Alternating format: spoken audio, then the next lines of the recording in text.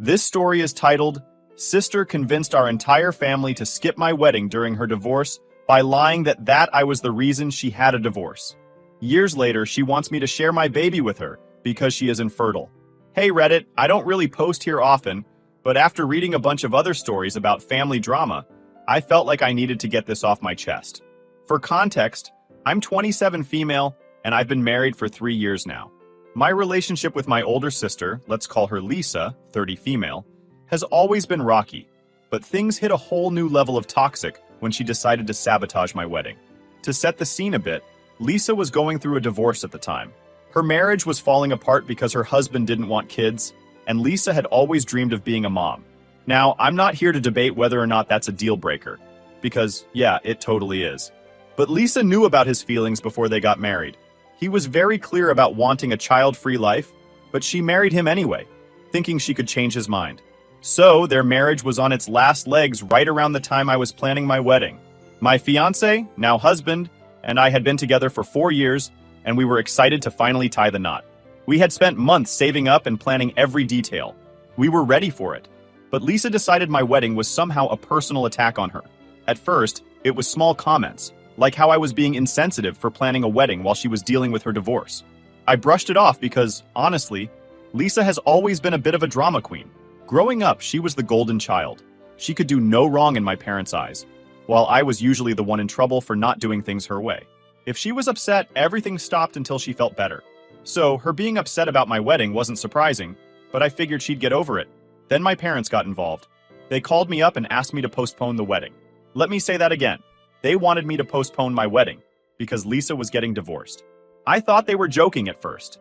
When I realized they were serious, I told them that wasn't happening. My fiancé and I had already put down deposits and sent out invitations. Plus, why should my wedding have to take a backseat to Lisa's problems?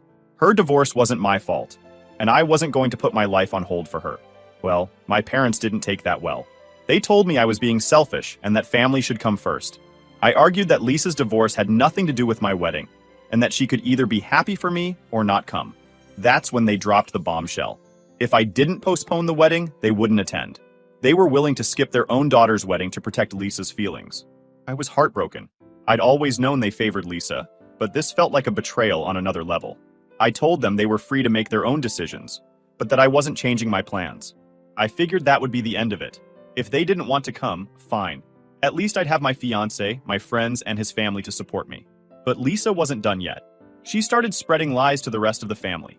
At first, she told everyone I was being cruel by getting married while she was going through a tough time. Some people felt bad for her, but didn't think that was enough of a reason to skip my wedding. So, Lisa escalated. She started telling people I was the reason her marriage ended. According to her, I had convinced her husband to leave her because I was jealous of her and couldn't stand the idea of her having kids before me. Let me just say for the record, I barely knew her husband. We'd maybe had a handful of conversations over the years, and none of them were deep or personal. The idea that I would interfere in their marriage is ridiculous. But Lisa lied with so much confidence that people started believing her. Some of our relatives even blocked me without saying a word. I found out later from a cousin that Lisa had told them I'd been rubbing it in her face, that I was getting married, and that I'd been bragging about how I'd convinced her husband to leave her. None of it was true, but by the time I heard about it, the damage was done. When my wedding day finally arrived, almost none of my family showed up. It was devastating. My parents, aunts, uncles, and even some of my cousins, all no-shows. The only people from my side of the family who came were a handful of cousins who didn't believe Lisa's lies. The rest of the guests were my friends, my husband's friends, and his family. I'll be honest, the weeks leading up to the wedding were some of the hardest of my life. I considered trying to clear my name, but it felt pointless. Lisa had already poisoned the well, and it would have just been my word against hers. Besides, the people who sided with her had already made up their minds. I wasn't going to waste my energy on people who didn't want to hear the truth. Despite everything, my wedding day was beautiful. My husband and his family went out of their way to make me feel loved and supported. My friends kept me laughing and dancing all night. For a few hours, I almost forgot about the empty seats and the family members who had chosen Lisa over me. But even though I had fun, the pain didn't go away. After the wedding, I cut off contact with Lisa and my parents. I couldn't forgive them for what they'd done. Lisa didn't just skip my wedding. She actively tried to ruin it. And my parents, instead of supporting me, enabled her behavior. It's been 3 years, and I haven't spoken to any of them since. Sometimes I wonder if I overreacted by going no contact, but then I remember how much pain they caused me during what should have been one of the happiest times of my life. Lisa's jealousy and my parents' favoritism turned my wedding into a nightmare. I've moved on in a lot of ways, but the resentment is still there. Fast forward 3 years, and I've built a life that I'm proud of. My husband and I are in a great place, and we recently announced some exciting news. I'm pregnant with our first child. Should have been a time of pure happiness. But of course, Lisa and my parents had to find a way to insert themselves back into my life. Here's what happened. A few weeks ago, my husband and I decided to share our pregnancy news on social media. We kept the announcement simple, just a picture of us holding a sonogram with a caption about how excited we are. We hadn't spoken to Lisa or my parents in years, so I didn't think they'd even notice. But apparently, they're still lurking on my social media because within hours, my mom called me out of the blue. When I saw her name on my phone, I froze. For 3 years, she hadn't bothered to reach out, not even for holidays or birthdays. Now, all of a sudden, she wanted to talk? I hesitated, but eventually answered. The conversation started off fake friendly. She congratulated me on the pregnancy and said it was such wonderful news. Then she got to the real reason she was calling. Lisa. Turns out, Lisa has been trying to have a baby ever since her divorce, but hasn't had any luck. My mom told me Lisa had gone through multiple rounds of IVF, all of which failed, and she's now been diagnosed as infertile. To be honest, I felt a little bad for her when I heard that. Infertility isn't something I'd wish on anyone, but then my mom dropped the bombshell. She and my dad thought this pregnancy was the perfect opportunity for me to make things right with Lisa. I was confused at first. What did my pregnancy have to do with Lisa? My mom explained that since Lisa can't have children of her own, it would be healing for her to bond with my baby. She suggested that I let Lisa play an active role in my child's life, as if my baby could somehow fill the void left by her infertility. She even said, "It would be good for your baby to have 2 mothers." I was speechless. This woman hadn't spoken to me in 3 years, and now she wanted me to share my unborn child with the sister who had sabotaged my wedding? I told her no immediately. I said Lisa and I weren't on speaking terms, and there was no way I was letting her anywhere near my baby. My mom tried to guilt trip me, saying Lisa was devastated by her infertility and needed the support of her family now more than ever. She even implied I was being cruel by denying her the chance to bond with her future niece or nephew. I shut her down hard. I told her I wasn't responsible for fixing Lisa's life or making her feel better about her choices. I also pointed out that if they really cared about me or my baby, they wouldn't have waited until I was pregnant to reach out. My mom didn't take that well. She accused me of being harsh and said I was letting old grudges ruin my chance to rebuild our family. I ended the call before I said something I'd regret. Over the next few days, my dad and Lisa both tried to contact me. My dad's approach was similar to my mom's. He framed it as a chance for us to heal as a family and insisted Lisa's intentions were pure. According to him, Lisa wasn't trying to take over or replace me as a mother. She just wanted to be involved because the baby would be linked to her by blood. He even said it would be good for me to have Lisa's help once the baby arrived. I told him the same thing I told my mom. No, I didn't need Lisa's help, and I certainly didn't want her around my child. My husband and I already have a solid support system with his family and our friends. If Lisa and my parents had been content to ignore me for 3 years, they could continue doing so now. Lisa's messages, on the other hand, were a whole different story. She didn't bother with fake niceness. She accused me of being selfish and said I owed her this chance to be part of my baby's life. She even called me heartless for refusing to include her. I ignored her texts at first, but when she started spamming me, I finally blocked her. I wish I could say that was the end of it, but my parents weren't ready to give up. They called me again a few days later, this time together, and tried to push the idea one last time. My mom actually said the words, "Lisa's been through so much, and this baby could be the family's way of making things right." I couldn't believe what I was hearing. My unborn child wasn't even here yet, and they were already treating it like some kind of peace offering for Lisa. That's when I lost it. I told them I saw through their fake concern and that I wasn't going to let them guilt me into this ridiculous plan. I also made it clear that if they kept pushing, I would block them permanently, just like I did with Lisa. They tried to argue, but I hung up before they could get another word in. Since then, I've been dealing with a mix of emotions. On one hand, I feel justified in standing my ground. My parents and Lisa showed me exactly where their priorities were when they skipped my wedding and spread lies about me. They don't deserve a place in my child's life. But on the other hand, I can't help but feel angry and sad that they would even try to manipulate me like this. It's like they've learned nothing from the past 3 years. Yes. For now, I'm focusing on my pregnancy and trying to stay positive. My husband has been amazing through all of this, and his family has been so supportive. They've reassured me that I don't owe Lisa or my parents anything, and honestly, they're right. This baby is a new chapter for me and my husband, and I'm not going to let toxic people ruin that. While I've spent the past few years trying to move on, the whole situation with Lisa has always felt unresolved. I knew she lied to the family to sabotage my wedding, but I never got the full story of what was going on in her life back then. That changed about a year after my wedding, when my husband and I ran into Lisa's ex-husband, let's call him Mark, by complete coincidence. What he told us blew my mind and gave me so much clarity about Lisa's behavior. It all started one afternoon when my husband and I went out for lunch at this little restaurant we'd been meaning to try. We were halfway through our meal when I spotted Mark sitting a few tables away with a group of co-workers.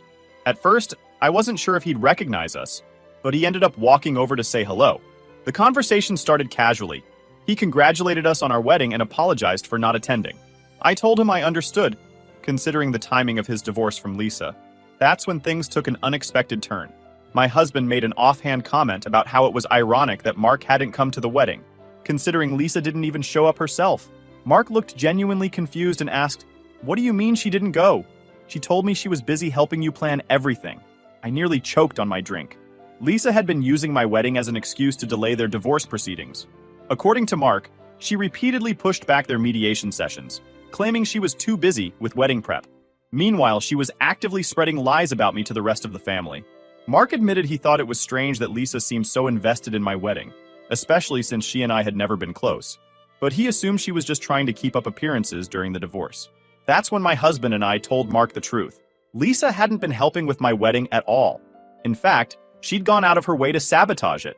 We explained how she spread rumors that I had somehow convinced him to leave her, and that I'd been bragging about it to the family. Mark was stunned. He said he had no idea she was lying about me, and he apologized for not reaching out to clarify things sooner. Then Mark dropped the real bombshell, the actual reason for their divorce. For years, Lisa had told everyone that their marriage ended because they couldn't agree on having kids. She wanted to be a mom, and Mark was adamantly child-free. That's the story she stuck to, and it was the one most people believed. But according to Mark, there was a much darker reason behind their split. Mark admitted that, after months of fighting about kids, he had started to reconsider his stance. He genuinely loved Lisa and was willing to explore the idea of becoming a father if it would save their marriage. One day, he decided to sit her down and tell her he was ready to start talking about having children. He expected her to be thrilled, but instead, she said something that completely changed how he saw her. Lisa confessed that she had already stopped taking her birth control months earlier, without telling him.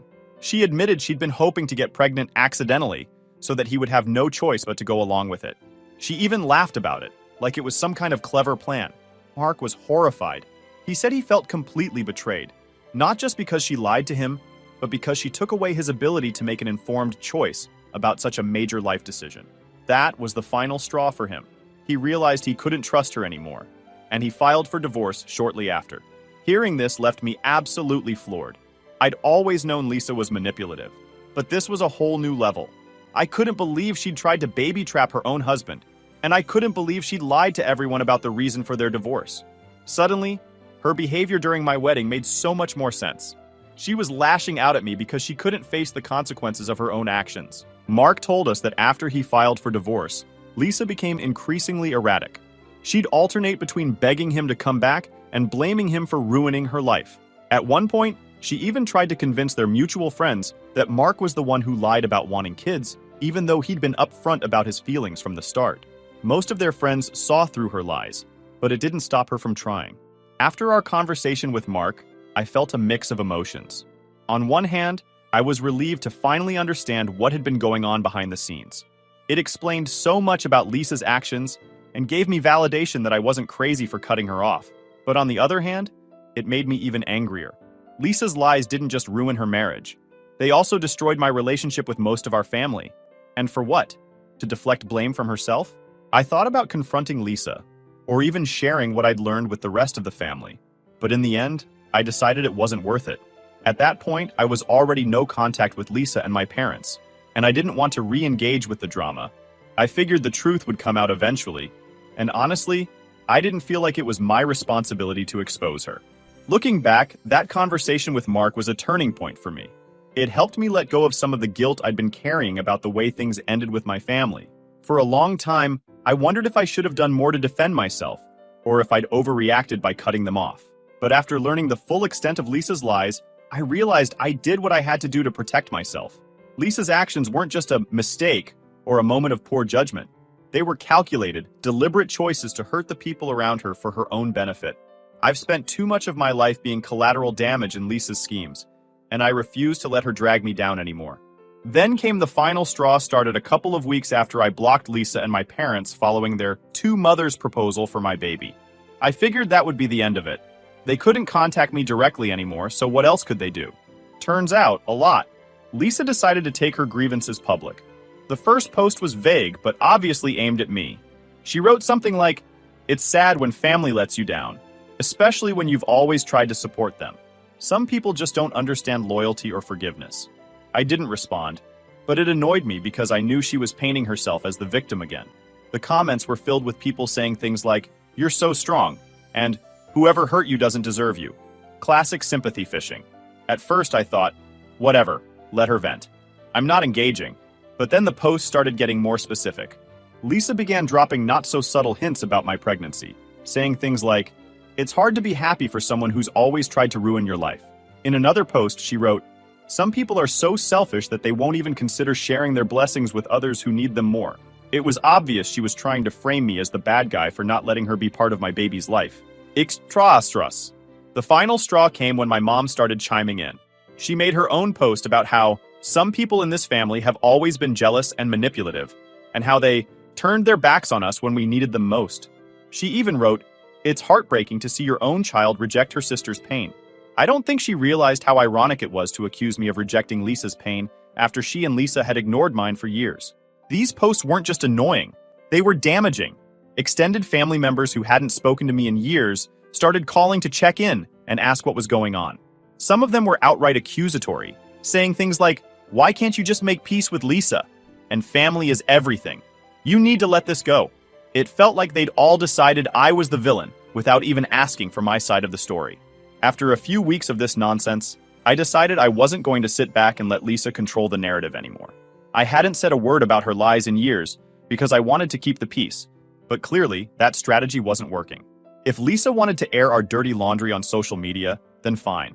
I'd do the same. I reached out to Lisa's ex-husband, Mark, to let him know what was going on. We'd spoken a few times since our run-in at the restaurant, and we were on good terms. I asked if he'd be okay with me sharing the truth about their divorce, and he said yes. He even offered to back me up if anyone doubted my story. So I wrote a long post explaining everything.